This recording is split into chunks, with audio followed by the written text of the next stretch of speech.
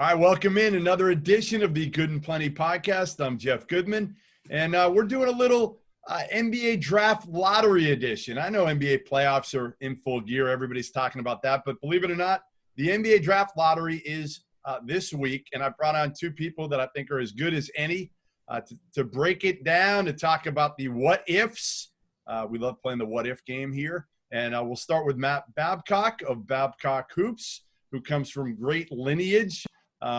Father to uncles have been in the NBA for years and years, and Matt was a former agent and now runs his own company, his own site, Babcock Hoops, and none other than Sam Vecenie from The Athletic. Headphones on, needs a haircut, but looking good nonetheless. And glad to have you both on, guys.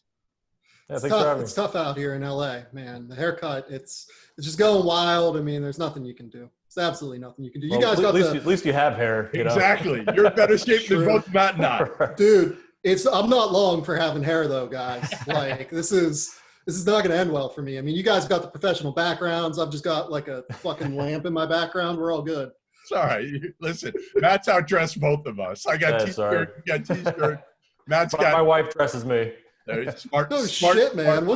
What's going on here? We got Goodman and me in a T-shirt, and we got Babcock in like a suit. We got a professional microphone here. Babcock's what is that? A Langolier is something like that. Right. Microphone? I like it. All right, let's get down to business here. Let's get down to the NBA draft lottery. And a year ago, I was there in Chicago when David Griffin was smiling from ear to ear. I think they had, a 6% chance, New Orleans, and they ended up getting the biggest prize, which was Zion. And it's worked out for them pretty well as long as he's healthy and on the court. The teams that obviously have the 14% chance right now, Golden State, Cleveland, Minnesota going in. What's the biggest storyline? I'll start that way, Matt. What's the biggest storyline for Thursday night for the draft lottery? Well, I mean, for me, this year, there's not a clear-cut star, right? So there's a lot of parity. I've got, 6 to 8 guys in my first tier, and it's all pretty close. So I think this year's lottery is more important than it is in a lot of years because you could have a guy that could be considered with the number 1 pick, or he could go 5 or 6. And so I'm sure Sam feels the same way. I mean, we've been waiting impatiently for this order to get set because there's, we're just doing all these simulated lotteries and all that. And so now we actually get to work and really talk about what's actually going to possibly happen. I mean, Sam's done like 42 mock drafts in the past 4 months, even though it's tough. There hasn't been one actual workout. But listen, I get it. You got to get page views. You got to get subscribers, all that, move it around, whatever you got to do. Somebody had a great Zoom call, move them up, right? No, it's not that. You go back, you watch tape just as much as these NBA teams are doing. You talk to different people around the league. People have different opinions, It's certainly not just about page views. But the thing that I question here is I think that obviously everyone will be excited if they win the number 1 overall pick, right? But how valuable is the number 1 overall pick this year is kind of my question, because there are a lot of guys here that while they have high ceilings, they also have really low floors, right? Anthony Edwards, you could tell me he's anywhere from like a Victor Oladipo, Bradley Beal hybrid to a Dion Waiters-y, like 6th man off the bench, right? That's genuinely the floor. With LaMelo Ball, you could tell me he's like a Rajon Rondo right now, which is like a backup guard, or you could tell me he is an unbelievable superstar point guard. I have him at number 1. I think he's probably going to be closer to the latter than the former, but there's real floor there, right? So these teams are going to have to give this player that they pick at number 1 overall something in the range of a 4-year, $47 million contract. It is basically a mid-level exception for at least 2 years, likely 4 years at the end of the day. So how valuable is this pick really to specific teams that might already have a point guard in LaMelo Ball, might already have a lead ball handler in Anthony Edwards, might already have a center in James Wiseman's case? So I'm still trying to figure out would I want to win the number 1 overall pick in this draft. I'm with you 100%. And I've talked to plenty of NBA GMs that said they really don't want this pick. They'd rather have somebody else make the number 1 pick for them. Now, a lot of people are saying, well, whoever gets number one, trade down, trade down. As you're saying, Sam, the value isn't there to trade down for the most part, is it, Matt? It's tough. I mean, on one hand, that's not a ton of money if you're looking at the overall cap. I do agree with Sam, though. I would rather get the same player 4 or 5 picks later if you could. And with Edwards and Ball, I mean, their upside is clearly high. I mean, I have Edwards, I have number one as far as upside goes, and Ball is probably right behind him. And they're the guys, I'm not sure I want to take them. I don't know if I want to pass on them either. And so that kind of falls into the same conversation of like, hey, maybe we'd be better off, getting 3, 4, or 5 and getting a same level player that might even be a safer pick. All right. So again, you've got Edwards. Sam has LaMelo. I have Wiseman. Hey, Jeff, sorry to cut you off. I have Edwards as far as the most upside. Yeah, I don't have him as the clear-cut number one player, but I think upside-wise, I would put him at number one. But I think this shows what the draft is all about, that it's kind of beauty is in the hands of the eyes of the beholder for the most part. Let's go through. And if Golden State gets the number one pick, you're Bob Myers. I'm taking James Wiseman. I'm not even thinking twice about it. I'm taking Wiseman. I think he fills a need there. Yes, he probably fills a 15-minute-a-game need. But I'm rolling the dice and saying, hey, I want to win a championship in the next couple of years, and I don't think LaMelo or Anthony Edwards are going to be able to help me where I need help. Agree or disagree with that theory? I disagree if your goal is to win a title next year. They have this massive Andre Iguodala trade exception, right? That's something in the range of $17.2 million. I'd be attaching the, number 1, number 4, number 5, 2, 3, whatever they end up with, to that $17.2 million trade exception and getting whatever guy I can. And there are different ways that they can go about doing that. They can actually, for instance, move the trade exception to Minnesota, attach a little asset, bring back James Johnson, and then James Johnson goes out and they can end up getting more than the $17.2 million with that trade exception. So they're not just limited to 17.2. Their, I think, limit is something in the range of like 19 to $20 million in terms of a player that they can acquire. That guy that they acquire for 19 to $20 million, in addition to that number 1 to number 5 overall pick, whatever they end up with, that's going to be a lot more valuable to them, I think. Like, that's going to be the guy that can legitimately help them win a title. Like, the name that I continue to come back to is Aaron Gordon in that regard. I think he'd be really, really helpful for them. He'd be terrific. He'd be terrific for them. I mean, he's exactly what they need in terms of that athletic big who just plays hard. Skill levels gotten better, but he's still not a super skilled guy. Matt, where would you go if you're Golden State? You agree with – I like that if they can pull in a guy that can help them win. I guess what I was saying is if you're choosing between Wiseman, Edwards, or LaMelo, I would choose James Wiseman if I were Bob Myers. Yeah, no, Jeff, I agree with you. We actually currently have Wiseman going to Golden State in our mock draft, and I think he's plug and play. I actually think he could fill a bigger role than 15 minutes a game. I think he could be a guy that's their main guy, holding down the low post and be their defensive anchor. And he's a really sharp kid. I mean, 4.3 GPA in high school. I think he's going to be able to step in. And even though the big man position's a lot simpler now than it used to be, he's still going to be able to pick up, the NBA game. And I think be able to step in and be a productive guy, even maybe on a championship level team. And my other concern would be, okay, say you're looking at LaMelo Ball or Anthony Edwards, which are ball dominant guards. It will change the dynamics of that team completely. Steph Curry's been penciled in as the point guard for years. He's still a shooting guard. He initiates the offense. He's running around off screens. Draymond's really the key playmaker there. You bring in Edwards and Ball and expect them to play 30 minutes a game, you pretty much take Draymond's offensive influence out. And then defensively, you're probably going to have to play a lot of minutes of Steph, LaMelo or Anthony Edwards, and Clay as a 3.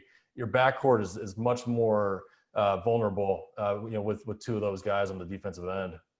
Listen, the best thing that could happen for LaMelo Ball, you could say for all 3 of those, is to end up in Golden State because of the organization. But, how does LaMelo deal with having to wait his turn and learn from Steph, which is, again, the best thing that could happen to LaMelo, right, is to be tutored by Steph. But ultimately, does he have enough patience to be able to wait his turn for a year or 2 Well, before Daddy Ball starts crying and complaining and yelling and screaming that his kid should be playing ahead of Steph. That's what he would probably do. It's probably what would happen at the end of the day. Right. Yeah. If I was Golden State, I'd probably try to move down. Again, like if I'm Golden State, I'm just moving this. Like if I get number one, I'm moving it. Be it in a trade out, a trade down, whatever you want to do, right? I'd be doing something along those lines. The guy that makes sense to me for them is Obi Toppin a lot as well. I just kind of talked a lot about Aaron Gordon as being a guy that could really help Golden State. Obi Toppin would fit really well with Draymond Green on the offensive end. He's a play finisher, not really a play creator. So he would fit within the scheme of that offense in a similar way to what Matt just talked about in terms of being able to run that, 1-4, 1-5 high pick and roll with Draymond where Steph's initiating the set, team splits Steph, he's throwing to Draymond for the 4-on-3, right, and trying to take advantage of that. Like Obi would be a murderer in terms of being a play finisher in sets like that. Yeah, I think Obi would be good. I think Onyeka would be really good for Golden State and fill a need. If you could, again, you trade down a couple spots. I just think this number one pick could be an NBA GM killer for the wrong guy. Bob Myers, fine. Obviously, he screws it up. It doesn't matter at the end of the day. But if you're Kobe Altman in Cleveland, do you really want the number one pick? The last guy who did this, it cost him his job, which was Chris Grant. So if you're Kobe Altman, I think you'd be happier with 2 or 3 than 1. Like, I can't wait to see the facial expressions of whoever gets the number one pick, whoever that GM is. Are they smiling? Put him next to David Griffin from a year ago, that picture, right, and the guy who gets it this year. And is it that fake, phony smile, the one we saw when Philly took Jahlil Okafor years ago in the NBA draft, and Jahlil just put on the best face he could, but you could tell he wasn't happy. Yeah, no, I agree. And, with Golden State, with Obi Toppin offensively, I love it. It would be a big commitment to playing a lot of small ball, which I know they do put a lot of lineups out there, but they've always had, a big center too. I mean, Andrew Bogut, Zaza Pachulia, Javon McGee. Kerr loves it for sure. And so, I mean, Obi, it would be an exciting team, dynamic team offensively, but it would be a big commitment to playing the modern, small ball. So, all right, where are we if Cleveland or Minnesota, the other two teams with 14% chance of getting number one, where are we with those two if they get the number one pick, Sam? Are you sticking with your LaMelo no matter what, or do you think it's going to depend on a certain team? Look, I have LaMelo in a tier by himself in this class in terms of talent. Yeah, I do. I think he is the absolute best upside player in this class. I totally get it with Anthony Edwards. If you want to make that case, Matt, I'm sure you would. It's a reasonable take, I think. But LaMelo's ability to make plays for others and pick and roll, it's just tailor-made for the way the game is going right now. Like, we can talk about Georgia not having a ton of space and teams shooting 29% from 3, or Georgia shooting 29% from 3 around Anthony Edwards. But, Severe Wheeler had driving lanes this year and figured out how to get in and out of the paint. Anthony Edwards was happy to settle for step backs. He was happy to not attack. We saw some instances where he did, and he was incredibly successful. Like going back to the South Carolina game where he dropped 30-plus points. I think it was like their 5th to last game of the year. It was unbelievable. But he needs to be willing to take the game on the way that LaMelo already does. You don't have to teach him how to do that. In the case of Minnesota and Cleveland. Wasn't Edwards, Sam, didn't you feel like Crean played Edwards out of position half the year anyway? I mean, tried to play him at the point. He's not a point. He should have played Wheeler at the point, straight point, and let Anthony Edwards be what he is, which is an attacking wing. I don't really know that was Tom's fault necessarily, though. Anthony Edwards wants the ball in his hands. Like at every single level, Anthony Edwards has had the ball in his hands. I think that someone like him, even if you initiate the set with Severe Wheeler, you're dishing it off to Edwards for a second side ball screen in all likelihood, and he's going to take over the offense anyway at 17 seconds left on the shot clock. So I don't know. Like, I actually think Crean did a pretty good job this year of creating different opportunities. Like he throughout different games of the season, he ran a bunch of 2-3 ball screens, 2-1 ball screens to try and get him space. 10 of their 11 players this year that were in their rotation at one time or another took double-digit 3-point attempts. Like, their offense was pretty well spaced. It's just that teams only, respected a few of those guys as shooters. It wasn't like North Carolina with Cole Anthony, right? Like the 3-2 motion offense with North Carolina, like that's not going to go well. They don't really run a ton of pick and roll for a guy like Cole Anthony. So I don't know. Like I totally get it with the upside with Anthony Edwards, the physical talent, the step back shooting ability, the ability to create his own shot. But I'm a little bit worried about Anthony Edwards. All right, so let's go there, Matt. Let's go there. I'm worried about Anthony Edwards too, and not just because of the 40% field goal shooting and the 30% 3-point shooting last year.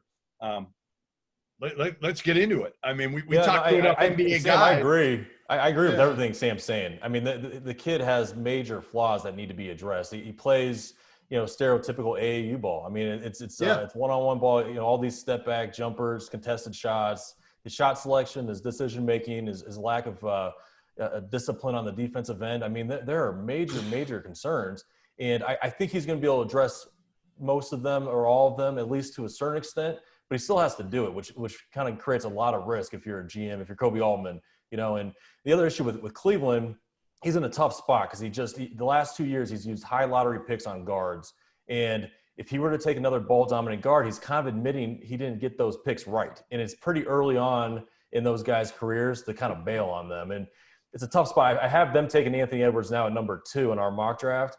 I never feel that good with the Cleveland pick on our mock drafts. I struggle with each time. I call our guys and I'm like, what do you think? And I don't know. It's going to be interesting to see what Cleveland does. They're a wild card pick for me. No, I'm totally with you, Matt. I think that if they end up with a top 3 pick, it's going to get really tricky. Like, I kind of think that Denny Avdia makes the most sense for them, but I don't know. Right away. He can help them right away. That's the thing. But I don't know if I'm taking Denny with a top 3 pick. Right, like it's a tough sell for me, but I totally get it. Like I'd even talk about the defensive end with Anthony Edwards. Like we can just say that dude did not give a fuck this year defensively. Like it is what it is, right? I mean, it's just we haven't even talked. Be honest.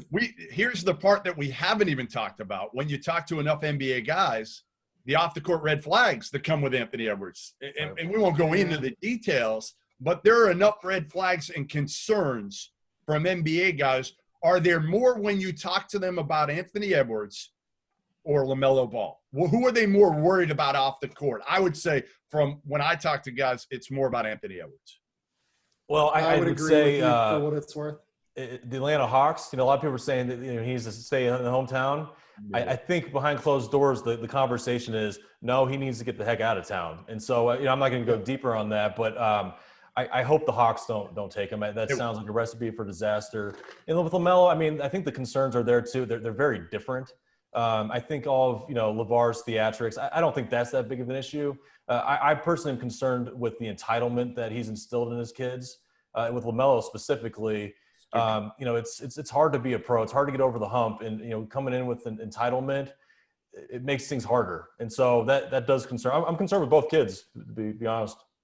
I saw that close up, guys, with LaMelo. I mean, I used to see it when I was even doing interviews and hanging around that family early on, that is the youngest child syndrome, and he let him do whatever he wanted, and he would laugh, and, even when LaMelo would airball 3 straight from 40 feet, he'd kind of tell him to keep shooting the ball. And the problem I have is he just hasn't had him in the right environments with the right people over the last few years. And can you deprogram that? I think, again, if you put LaMelo in Cleveland, it's a recipe for disaster. If you put him in Golden State, yes, I think he's got a chance to have a hell of a career. I honestly think you could say the same thing about Anthony Edwards, and that's why, to me, those 2 kids specifically, and even James Wiseman to some extent, because the big knock on him is he's too soft. Right. So he needs to get somewhere, too, that maybe like Draymond would help him. All 3 kids, like if you go to Golden State, I'm betting on you. If any of those 3 kids go to Cleveland, I'm just not betting on them to have a successful, or certainly as a successful, career. But it's a double-edged sword with that as well, right? Like Golden State picks guys that fit their mentality. Sure. The guys that they've picked previously, like Damian Jones, for instance, who frankly had many of the similar personality concerns that James Wiseman does in terms of being a highly, highly intelligent human being who people question whether or not he loves basketball or not. That didn't work, right? Damian Jones had all the talent in the world from a physical standpoint, in terms of being able to go up and catch lobs and had great hands and play defense at a high level because of his size. But, you know, it didn't work necessarily at Golden State. I think that people often kind of try and fix these kids by putting them in the right situation, whereas teams think of it from the perspective of, does this guy fit our culture as it currently exists? And I'm not saying James Wiseman doesn't fit Golden State's culture. I think that he would fit in there, but it would be a circumstance where they would need to reprogram the way that he thinks about things a little bit. And on LaMelo, like, I will say I totally agree with you in terms of when I talk to NBA folks, it's more flags about Anthony Edwards than LaMelo. But with LaMelo, it is very different. It is, has he ever been in a situation where winning has been the number one priority when he has been the lead of the offense, right? With Illawarra this year, they were not ever going to be good. Right. Like that was a whole situation that was built around him for him to have success. And they were terrible when he was out on the court. Like, they were just not very good. In Lithuania, nobody gave a fuck if they won those games. Right, Jeff? You were there. Very true. Very true. So how does he react whenever he's put into an environment where winning is the be-all, end-all? But how does he fight through that adversity? Right. I don't think it is, to be honest. That's the worry. How does he fight through that initial bit of adversity is kind of it. Like, I like guys whenever I'm like, you know, if I'm drafting or something like that, right? I like guys that have proven that they can fight over the hump of adversity. Not necessarily that, like, I don't love the fact that players have gone through adversity necessarily. That sucks. But guys that have proven they can overcome it tend to be more able to overcome the adversity that's going to smack you square in the face whenever you hit the NBA. To piggyback that, Sam, that's what worries me with LaMelo, like, for example, with Golden State, is when Draymond calls him out for whatever, how does he take that? And it's sort of a deal where it could go either way. It could be a disaster, or it could make the kid, you know, a big-time all-star player. But there is risk there to me. He needs right. it. Like, I counted 8 different times. I went through and watched all of LaMelo's games. 8 different times where he was supposed to be tagging on the backside of a pick and roll, and the dude was just wiping his shoes, with his hands to prepare for the next time down the offensive court, and just totally blew the tag. Like, can you imagine what Draymond Green would do to him if he caught him doing that? Like, there is stuff he's going to have to fix. Like, I think that I have not gotten bad reports on him being a bad kid at the end of the day. Like, I have not been told he's a good kid. I think he's just got bad habits. Really bad habits, period. And he's going to have to come out of those. And I was told this year that, like, working with Jermaine Jackson, who was his guy in Wollongong, which is where Illawarra plays in New South Wales and Australia, I was told that was good for him. Like, I was told that worked well. That pairing worked well, having come from Spire with him. So I think he's going to get through it. I do think it's going to be dependent on fit, though. I agree with you, Jeff. Yeah, I'm just, again, I mean, listen, I heard so many people this year say, oh, he's become a really, good defender. I'm like, no, he's not become a good defender. He's just better than he was, which was, I still maintain, he's the worst defensive player. Now, he was young.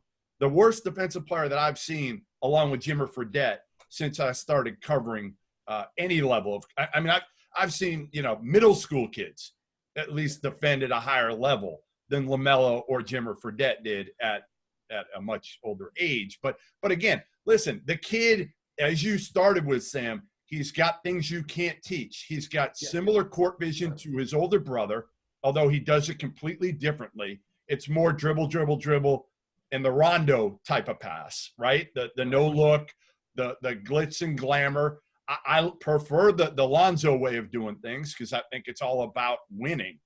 And LaMelo's got to learn about winning. And again, I don't know if he does that. It's just so So yeah, let me piggyback off of that because I think that's an interesting idea, right?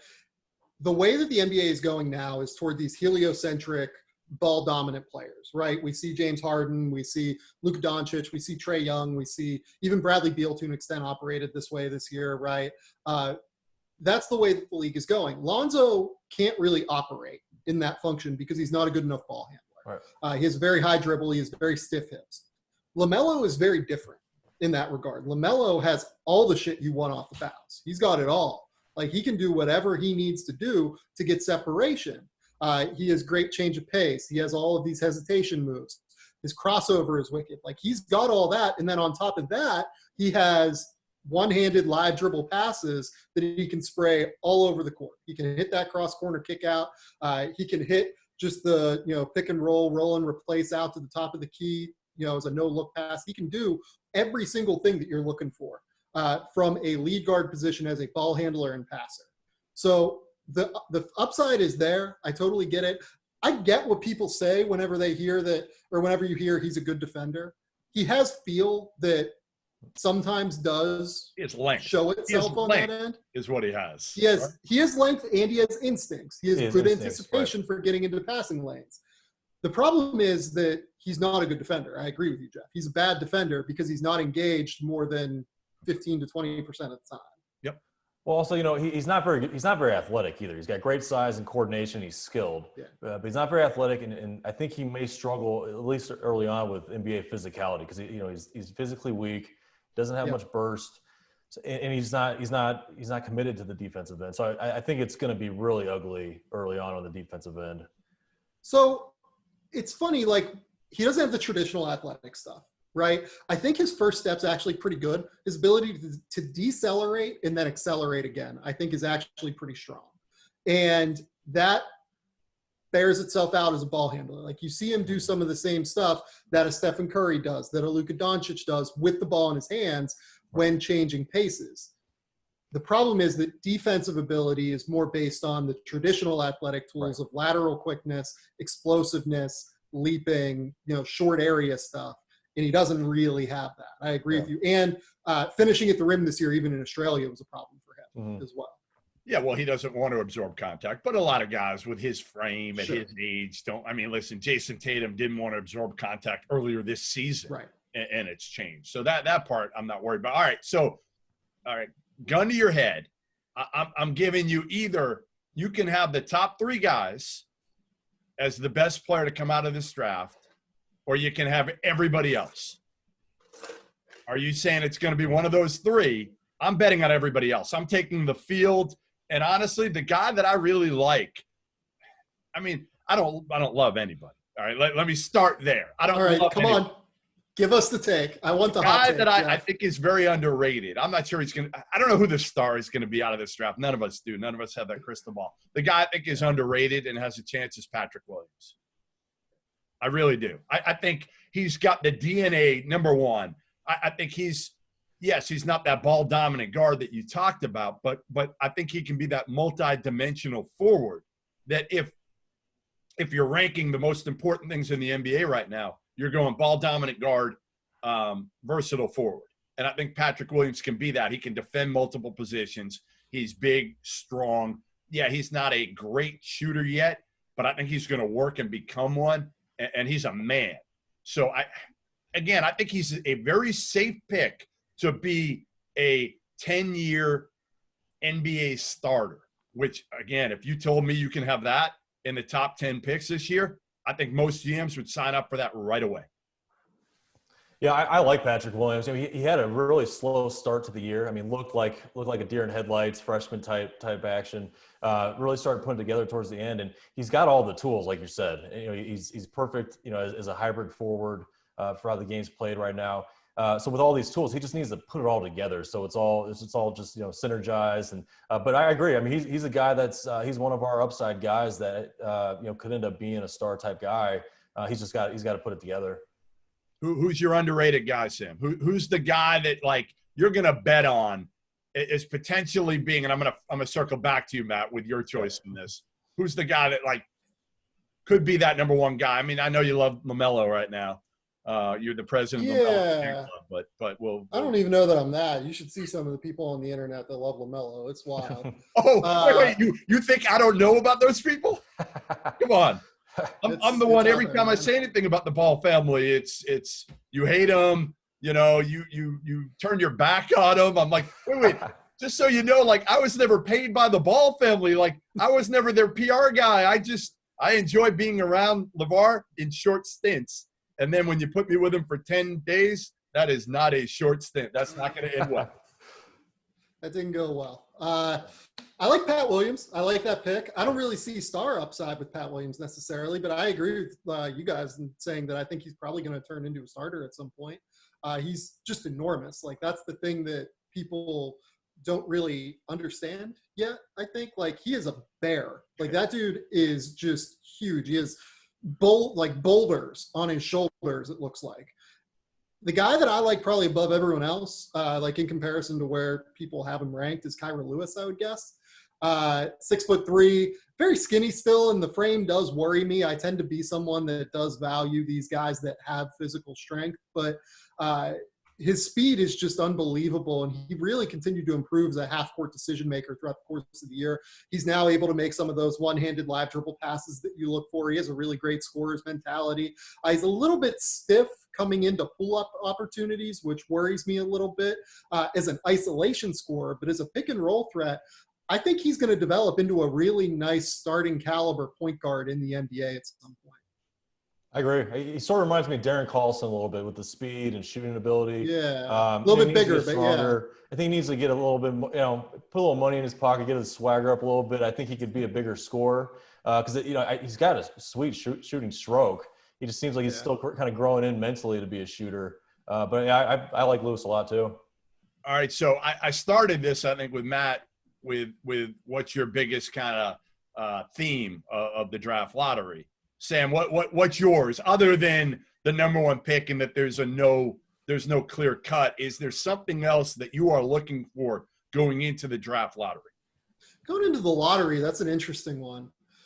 I should probably get this down just because I have to do like a live show on Thursday. Like I have to think about this. I'm preparing. Yeah, for sure. I would say, where do teams like New Orleans, San Antonio, Sacramento, Phoenix, some of these Western Conference teams that see themselves as hopefully making that next step toward the playoffs next year, where do they land? Yeah. Because if they move up on draft lottery night, it could change their fortunes pretty substantially. If they stay similar in their current location and trajectory, they could decide to move that pick pretty easily, I think. In order to try and get help in there now and, kickstart things. Because if you look at the Western Conference next year in the NBA, Minnesota thinks of itself as a contender. Yeah. I don't really see how Minnesota even comes close to making the playoffs based off their current roster right now. And Minnesota has Karl Towns and D'Angelo Russell, both of whom are past all-stars. So, man, it gets hard in the Western Conference really quickly. So I'll be interested to see where some of those teams that see themselves and fashion themselves as contenders in the West for a playoff berth next year land. Where's the line, guys? Where's the line in this draft? Matt, you started saying this early. Maybe, I don't know, I can't remember if you used 6 or 8. The top 8 guys are in kind of that same group. Yeah, I don't know what it is. I mean, I can't really get a good feel for where that drop-off is because I don't think there's a clear guy that should go 1, 2, or 3. I think you could throw a lot of these guys in a hat at this point. And again, it may be more fit than ever or certainly personal liking than anything else this year. Yeah, I mean, I've got 8 guys, and I said 6 to 8 because there's the guys we've talked about, and then the last 2 would be Killian Hayes and Isaac Okoro. I have them in that first tier, but they're kind of at the outside of it. After that, there's a pretty big drop off. It goes somewhere like 9 to 20-ish, where another grouping of guys that I think are pretty close together. Vesenie's got Halliburton in that top group, right? Sam? I do have Halliburton in that top group. I think he's just going to fit really well as a starter long term. He also gets talked about as like some super high level defender, and off the ball, I think he is. On the ball, though, teams in the Big 12 felt pretty comfortable attacking him. this year. Not a great I agree with Matt. We basically just replaced Okoro with Halliburton because I have Okoro at 10. I would imagine that Matt, you probably have Halliburton somewhere in that range, I've been right? 10, yeah.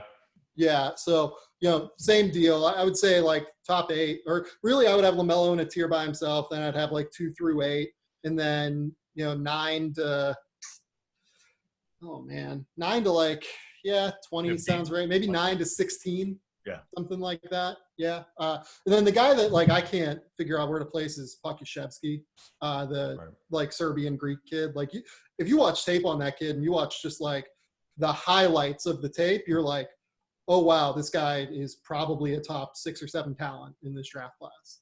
And then you watch full games and it kind of, I don't want to say he floats in and out, but there's a lot of inefficiency in his game. He's going to be the youngest player in this class. I think his birthday is like December 20th or something like that. So he's very, very, very young and still has a lot of time to develop. But he's the guy that I think is the move guy in this class that you could sell me. You could tell me someone surprises and takes him at like number 8. And then you could tell me that he goes like number 26 to Boston's second pick because they're trying to stash someone. And it's like, okay, yeah, right. I get it right now. So I'll give you another tough one because he's got the upside. He's got the tools that tease you. I don't see him being able to play major minutes in the NBA for a couple of years. I mean, just physically alone. I mean, who's that guy going to defend? But he's a 7-footer. Puts on the floor. He could pass. He could shoot it. He's polarizing. I agree, Sam. He's a tough one. I'll give you, Sam, if you have to do any other pre-lottery interviews, the right answer to the previous question, just say the New York Knicks and where they end up drafting. That's probably as interesting, as intriguing as anything else going in the draft lottery, right? Is what's Leon Rose going to have? Are you going to be in a position to take a LaMelo Ball? Because, listen, I kind of agree with you on that one. Like New York, LaMelo, he can handle all of the glitz, the glamour, the expectations. He'll love it. I just don't know. Again, listen, you guys know where I stand. I think if you've followed my Twitter feed enough with the hiring of Leon Rose and Worldwide Wes, and I love. I think Leon's gonna be fine. Like the rest of it, like hiring Wes and hiring Kenny Payne, like I don't know what those guys do necessarily, but I think Leon's like smart from everything I've been told. Yeah, well, I think hiring Walt Perrin was huge. I mean, Walt's totally agree. A well-respected basketball guy. He's been doing this forever. Hopefully, Leon leans on Walt for a lot of these basketball decisions. And I mean, if he does, I think it could really work because Walt knows what's going on. Listen, ultimately, if you're the Knicks, you've got a 9% chance right now. You've got, I think, 24% chance to get in the top 3. If you can get in the top 3, but again, like we've said, it's not like getting in the top 3 is going to guarantee you anything more than dropping at 7 or 8. So ultimately for the Knicks and Leon Rose and Wes and whoever's there, it comes down to, can you convince, like Devin Booker, a great example for me. Okay. He obviously had Devin Booker as a client. I compare this. Kenny Payne, you hire Kenny Payne as well. Right, which helps. I mean, everybody loves Kenny Payne.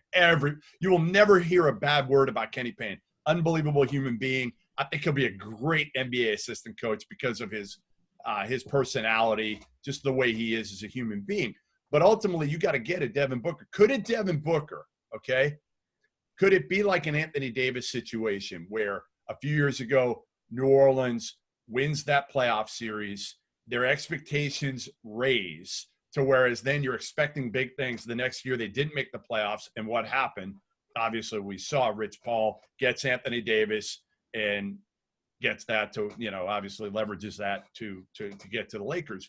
Could that be the same thing that happens? I know Booker signed a big extension, but ultimately, if they fall flat in their face next year in Phoenix and they don't make the playoffs, is it something then where Devin Booker, somebody gets in his ear and says, hey, listen, why don't you do this? It worked for AD. I mean, everybody's got leverage now in the NBA if you want it. So I just don't know where that's going to go. And can Leon Rose and Kenny Payne and Worldwide Wes, they got to get a big-time free agent to turn this franchise. They're not doing it through the draft. Yeah, I think it's definitely possible. And it's not anything new. I mean, my Uncle Rob dealt with it in Toronto with Vince Carter, and it was just an impossible situation. And it got to the point where they didn't want to trade Vince. And it got, Vince sat out, and pretty much ownership put pressure on my uncle, like, hey, you need to make something move. Right. And they did. And my uncle was labeled like the worst GM of all time because of that trade. And it's just kind of like, well, this is a group deal, right? And so, I mean, that kind of stuff, the players do have a lot of leverage if they wanted to do what it takes to be difficult enough to put the pressure on the team. You agree, Sam? The only way they do it is free agency. And are you betting on Leon Rose to land one of the big boys?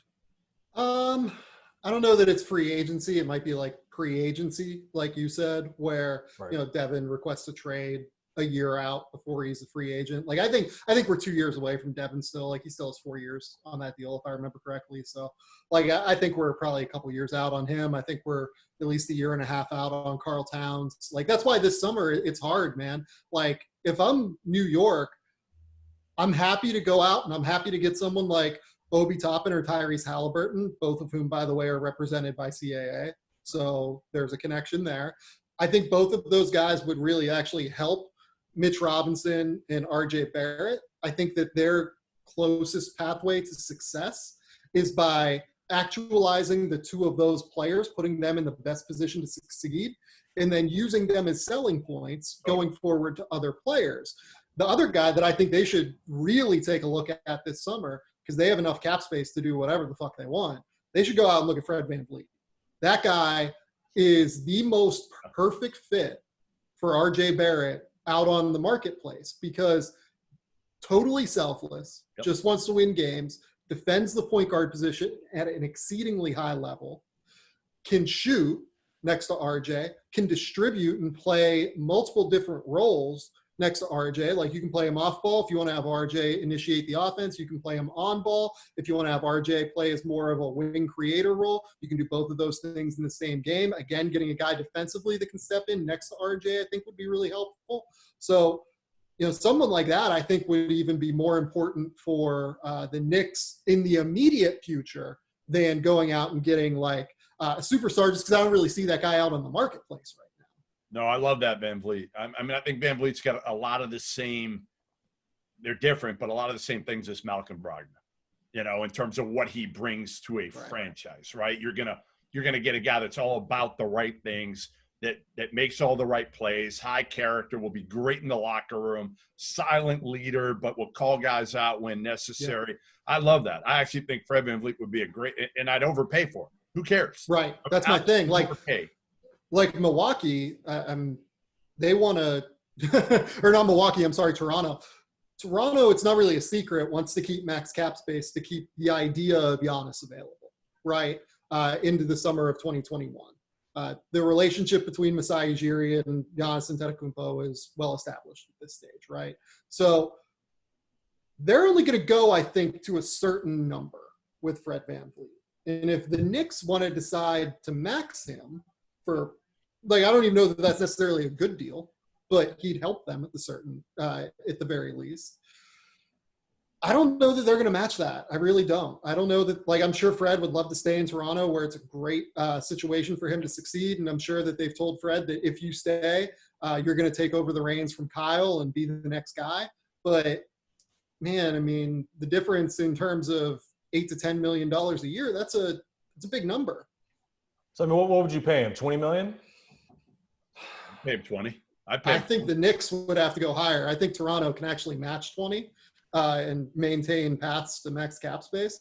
You probably have to pay him like 24, 25. Right. And that's a lot. Like that's what Jaylen Brown's getting, right? Yeah. Which Jaylen Brown's a better player, but he helps them a lot. He really helps them. I'm not saying disagree. I was sort of just curious. I mean, because that's a lot of money for his caliber of player. But he does have all the substance. He does. He could be somewhat of a culture builder. And I think the Knicks within the draft, it's a tough spot. It's a tough job because you have so much pressure on you to produce. I would try and swing for the fences on one of these upside guys. I mean, Anthony Edwards would be a nice guy to get because there's a chance he's going to be a star. And your job's on the line every day. You're in the Knicks' home, right? So it's just I might be swinging for it. That's your chance of sticking there long term. Right, and if they get a top 3 pick, I totally agree with you. I'm 100% in on that. Let's go through some other guys. Quick hitting. All right, quick hitting. Like them, love them, don't love them. All right. To me, the most flammable guy in the draft. I think the guy that probably is tantalizing in a lot of ways, you guys know who I'm going to say, is Jaden McDaniels. You know, he looks the part. Sam and I have seen him since AAU ball. Some days, man, he looked unbelievable. Other games, he'd put up 2 points and do nothing. Same thing at Washington. Like him, love him. Where do you stand on him, Matt? He's scary. I mean, he may be the ultimate high risk, high reward guy in this draft. I mean, I think we've gone anywhere from having him top 10 to late first, you know, because it's just he's polarizing. And if it clicks, I mean, he could end up being one of the best players in the draft, or he could be in the G League in the next few years. You know, he's that guy. But he's got the length, he's got the tools. He's just got to grow up. I mean, from what I understand, he's very immature. You know, he scares me. Sam? Yeah, I have him in like 38 to 45 range. Not an enormous He's your Bull. He's your Bull, right? By the way, I nailed Bull last year in terms of where he went too. Like, I totally get it with Jaden. The talent is there, no question. Every team is looking for a big creator, 6'10", can do a bunch of different stuff, but not for me personally. He'll go in the first round, but not for me personally. Yeah, I'm kind of with you there. All right, a guy that Sam loved early, and I think he's dropped him down. I'm curious to see where you have him now, Sam, because I've been all over the board with him too, is Tyrese Maxey. Where do you have him now? I know, right, you had him early in the year. We had a discussion. I think you had him top 5 or 6. Yeah, right? And you've dropped Yeah, you've certainly dropped him. I have him at like 13, 14 now. So I still have him as a lottery pick, like borderline lottery range, something like that. The thing that scares me is obviously the shot. He needs to be someone that is a 38, 39% three-point shooter. And I think he's a better shooter than what he showed this year as well. But I have enough concern about him getting there to where I have him more as like a mid-first round guy. Matt? You know, I don't want to say I dislike him because I do like Maxey. He brings a lot to the table. And what we were talking about with Van Vliet, Maxey has a lot of similar characteristics. I mean, high character kid, a lot of substance. He's the kind of guy you want to build a winning culture. I question, you know, how his game's going to translate. You know, I've stood right next to him. He's probably 6'2", maybe. Yep. I don't trust his ability to play point guard. I don't think he's overly quick. I don't think he's got a feel to play point guard. The shot, he's got the really low release. He shot, what did he shoot? 28% from 3 this year, something like that. And, you know, so I've got him more of like, you know, in the 20s, which is significantly lower than what most people do. So most people would say I dislike him. I just don't like him as much as everybody else does. Yeah. Cole Anthony. Sam, where do you stand on Cole Anthony? He's another one. That's the hardest one for me. That's who I thought you were talking about with McDaniels. Well, McDaniels is more flammable because you're worried about him. Like, does he love the game? There's some red flags with him when you talk to people around Washington. With Cole, listen, the one thing I thought going into the year with Cole was, is he going to be a good teammate, right? And everything I've talked to his teammates, I've talked to people on staff, they will all say, and listen, the kid came back. The kid came back when nobody thought he would in his right mind. So I think that says a lot about Cole Anthony that maybe we question. But ultimately, I still compare Cole in a lot of ways to Austin Rivers, in a sense that they both think they're kind of probably a little bit better than they are. Neither one are great athletes. Neither one are overly efficient. Neither one were really point guards that made people better in college. I mean, Austin's more of a scoring guard. We knew that going in. But Cole, some people thought he could be more of a guy who made people better. I think they're both kind of like pieces at the next level and not guys that certainly are going to be long-time starters. Am I wrong? Well, the intel that we've gathered has not been good. I mean, it's been really bad. And talking with different NBA teams, I've heard from a handful of different guys pretty much saying he's not even on their board because we just don't want him on our team.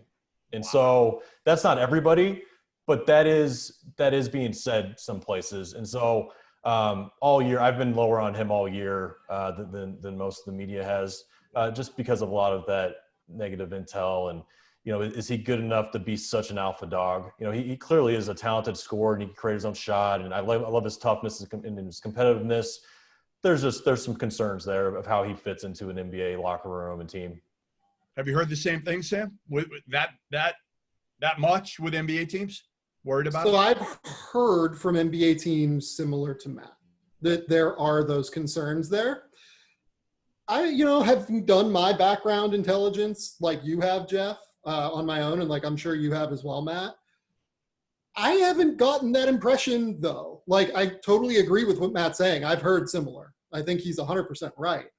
There are teams that don't have him on their board, or at least have him so low that it would be effectively like a do not draft range, right?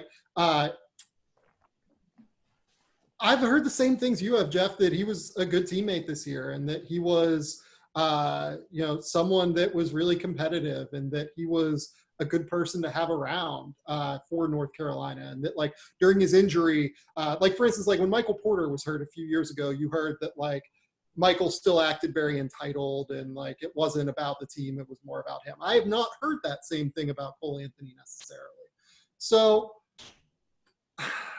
he's a tough one for me. That's why I keep going back and forth on where Cole Anthony is, because like Matt said, like I've heard from teams that we just don't want to deal with it because of the entitlement and because of everything that comes along with Cole Anthony. But I frankly think that he cares so much about basketball and cares so much about the game, and the fact that he is the son of an NBA veteran that is still involved in the NBA. I think there's going to be a bit more of a rope for him, right? I think guys are going to try a little bit harder to take him under their wing and try to get him to be more about not even want to say like about the right things, but about just doing things in a way that help the team win, maybe is the best way to put it. And I think that he cares enough about basketball to where it might take a couple of years, but I think that he will figure it out and will play in the NBA for a long time. Well, listen, I appreciate you guys taking the time. We got Thursday night NBA draft lot. We can finally start talking about the draft. I mean, it has been ridiculous. I mean, think about this, how long it's been to get to this point where we're at the draft lottery. And then we can start, interspersing a little bit of draft stuff throughout the next couple months before while the playoffs go on. So I appreciate you guys coming on, and we'll do it again. We'll do it again as the draft gets closer. We'll start talking a little bit more about what we're all hearing. And I appreciate it again, and be safe, and we'll talk soon.